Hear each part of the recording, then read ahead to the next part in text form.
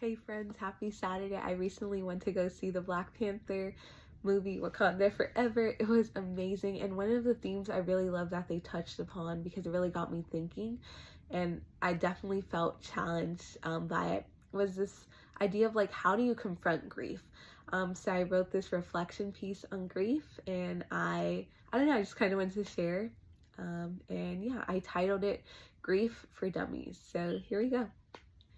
They have so many books for dummies: how to drive a car for dummies, understanding a specific sport for dummies, and financial literacy for dummies, and even how to grieve for dummies. But grieving is something I don't think can be taught to anyone, whether you consider yourself a smarty or a dummy, because grief looks different for every single person. Kind of like how in school we are taught that you can solve an equation in various ways. The way we approach a problem doesn't really matter as long as we get the right answer. Except with grief, I wonder if there is a right answer. And sometimes I wonder if we can trick ourselves into thinking we're actually grieving when we may actually not be. Maybe we're just really good at keeping ourselves busy, or maybe we feel as though even though we are grieving someone or something, grieving isn't something we feel that we can do, because even though our world is falling apart or crumbling beneath our feet, the real world outside of our personal world is still going and not slowing down, but still fast-paced and bustling with a myriad of demands for us. So even though we wish we could slow down, slowing down isn't always an option for us. The more I reflect on grief and what it means to grieve, I don't think there is a proper way to grieve. But I think grief is kind of like a wound that forms a scar. Like when a kid runs and falls, it hurts and they cry. A wound forms, then a scar.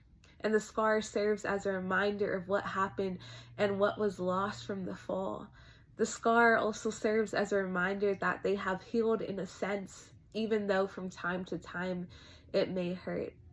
I wish grieving was a one and done thing, but I don't think it is. I think the meaning of grief and what it means to grieve is open to interpretation because it means something different to everyone. And I don't think grief is confined to just people, like the loss of a loved one, but also places or things and seasons or hopes and dreams. Grief also can look like change from what once was to what is presently, which can look like a shift in your family dynamic, moving away, or taking an unknown road in your journey, or deviating from what is comfortable or what everyone else wants for you. I don't think there is necessarily a right way to grieve. I think instead we should ask ourselves, how am I approaching grief in my life? And is it in a healthy manner, or am I making the effort despite what is going on in my life to create space to process the grief I am experiencing?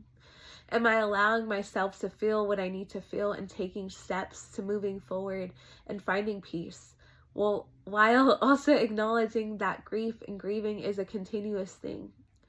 I'm reminded that a lot of people are grieving, and to have grace for those who have figured out what grieving looks like for them, and for those who are still struggling to find their footing. And though grieving is hard, there is hope. And sometimes it feels like an instantaneous thing, and other times it feels like a far off thing. But we will make our way through this journey of grief, and there's no rush. And yeah, I just want to say thank you for listening, and yeah, I just wanted to share that. So bye, good night.